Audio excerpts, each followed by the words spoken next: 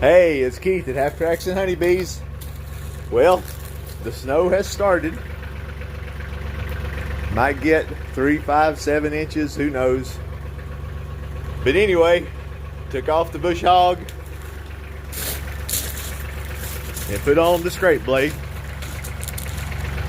And no comments about my cool umbrella.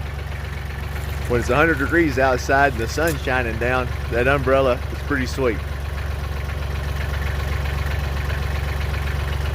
Tractor likes playing in the snow. Don't you, Tractor?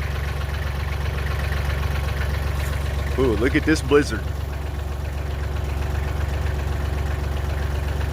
Ain't had much snow in 2 years. Kinda nice.